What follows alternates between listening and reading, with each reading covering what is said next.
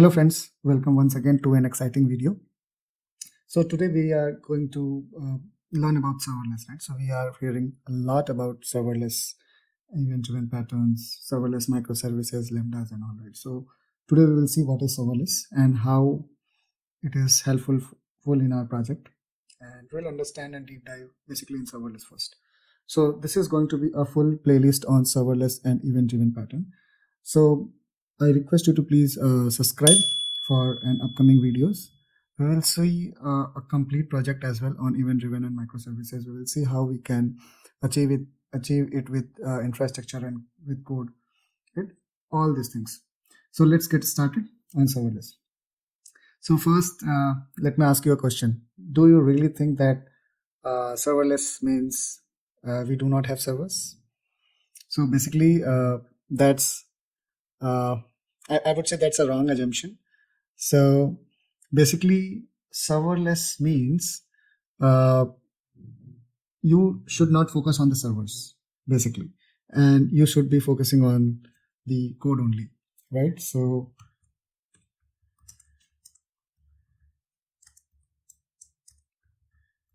no server, right? So basically, this is a wrong assumption of what I would say, right? So it does not mean that you do not have servers. So servers are there which are running behind, right? So basically, what does serverless mean say, right?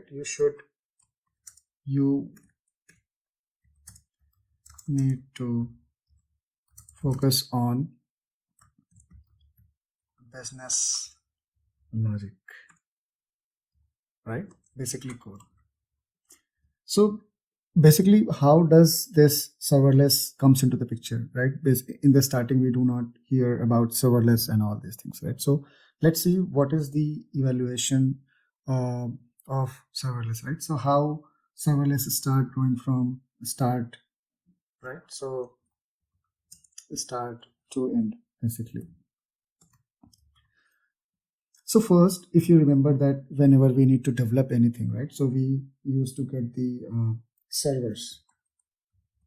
Let me get some servers, right? So basically we were having some bare metal servers, right? So let me write here.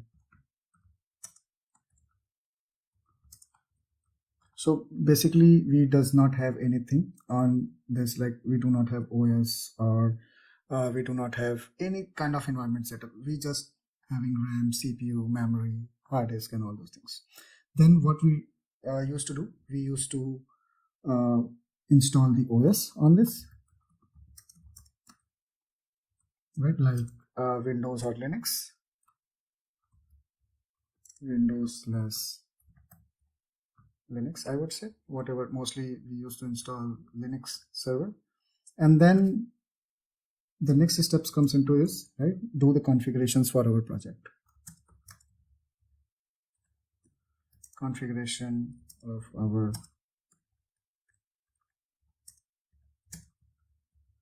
project. Once the configuration of project is done, so in time to time, what are the challenges comes over here, right? So we need to do the patching.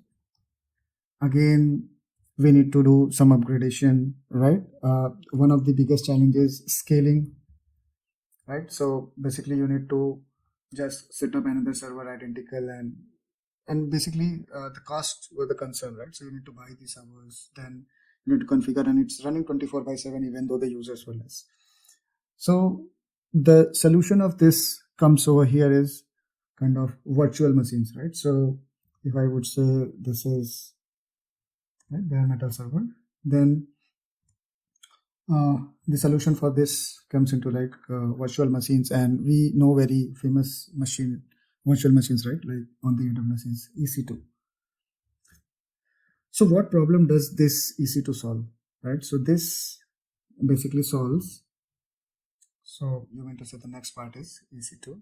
So this basically solve this server problem, right? So suppose you need to do some additional buying of servers. So here you just go and spin up your server or virtual machines, right? So ready to use, where again you need to do some kind of here you will find some already OS installed, right? Sometime you will get the OS, but after that again same things, right? So you need to do all the configurations, do the patching. Again, the problem is scaling and all those things, right? So again the problems reside the same. So what next then, right? So the solution comes to this is containers, right? So if you have heard about Docker, right, which gives you containers, right? So lots of container you can run. Let me just do some like this. So we have containers running. So it solves a bit problem, and it's basically helpful for most of the project where you can see we are running the containers and all. But again, there is a problem with containers, right? So you have to manage the scaling part, right? Because suppose you have hundreds of containers running, right? So what you will do, how you will manage the scaling, when to scale up, when to scale down, once one container is going down, how to spin up and scale down, right? So fault tolerance and each and everything. So management of these containers, right, were very challenging part.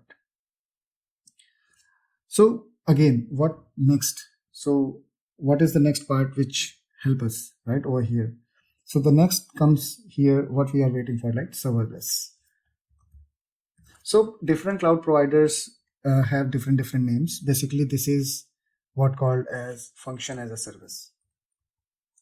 Function as a service, right? So we have in Azure, you will call function, right? We have in AWS, we have Lambda, right? Not only Lambda, right? Any service in which we have not to maintain the servers, right, are called serverless. So whenever we need, it auto scales, and it has a single deployment. Whenever we want, we use it. Whenever we do not want, we does not pay, right? So basically it has lots of advantages, but it comes with the disadvantages as well.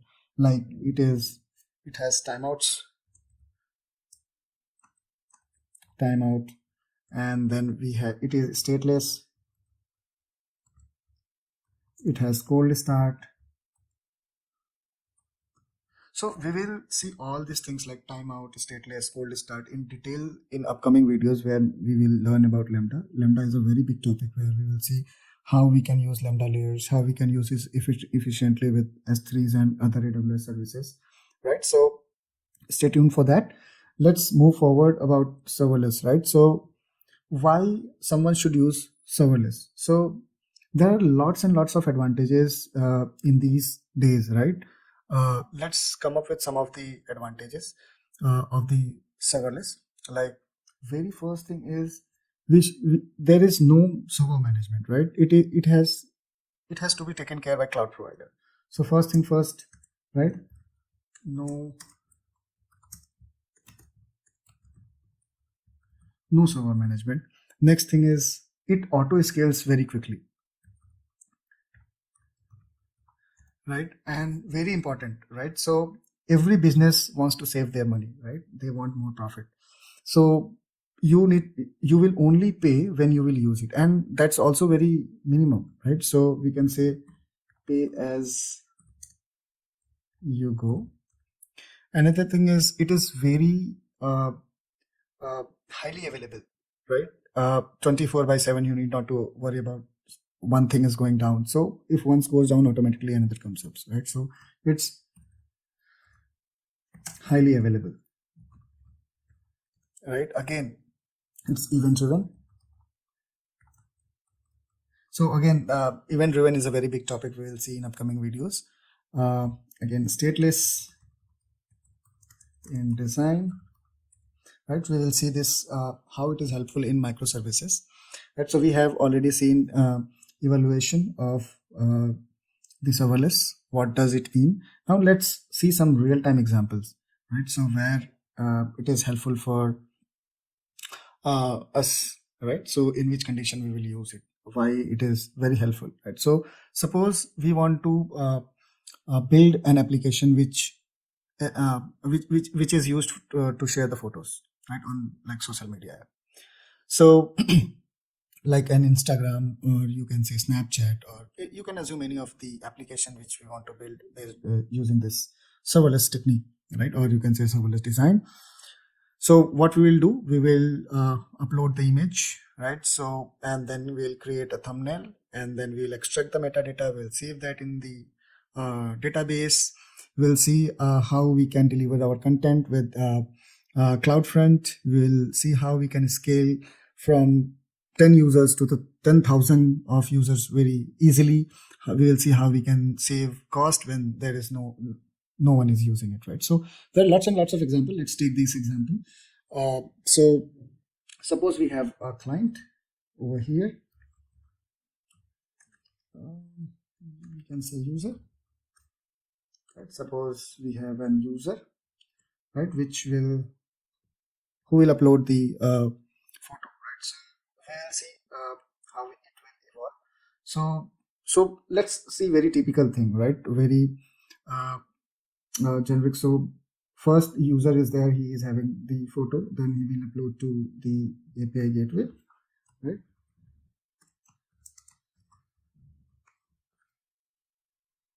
API gateway, and then it will be processed, and right, so it will be processed.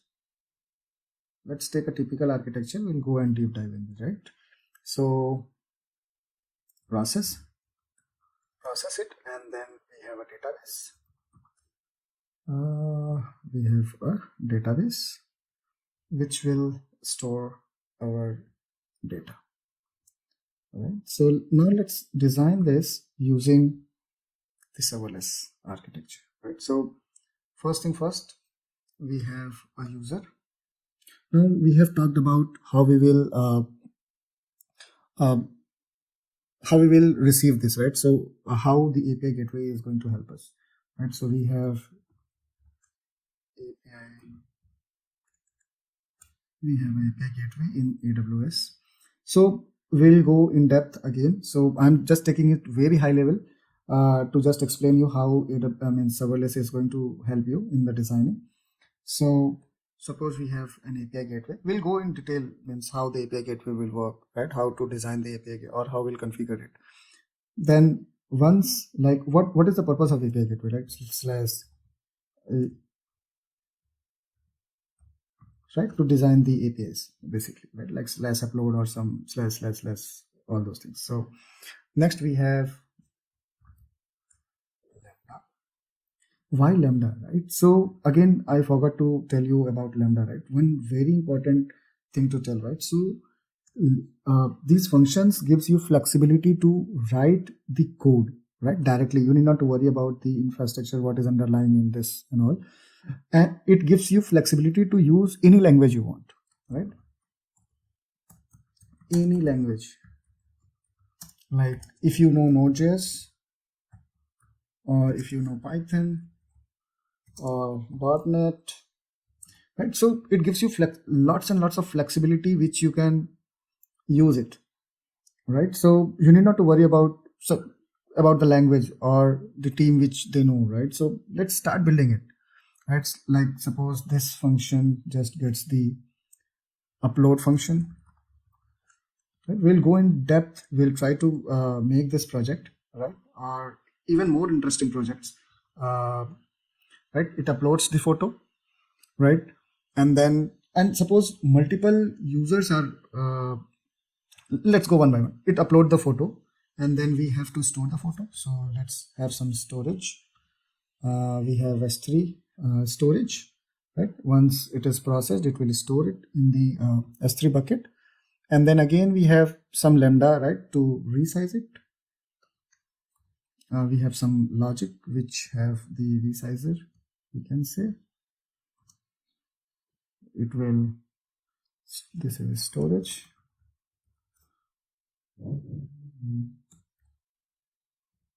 And then we have resizer. All right, and suppose we have to store this, right? So we have suppose some DB kind of, let me take the DynamoDB. It's again a serverless and very good in scaling. We'll see all these things in upcoming videos. We'll go in depth. All right, then this is the DB. Now suppose we have again one thing we are forgetting, right? So how we can deliver it, right? So we forgot one part over here is CDN, that is CloudFront. We have CloudFront over here, right? So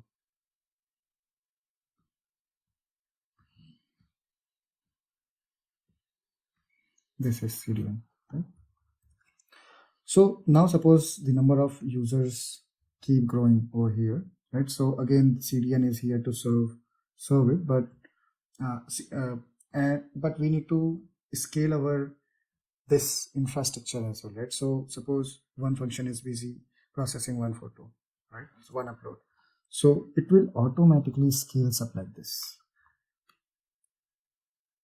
All right. So you need not to worry about writing the scalability code or anything, all those, right? So this is how it automatically scales up and get scaled down automatically, right? This is the beauty of serverless.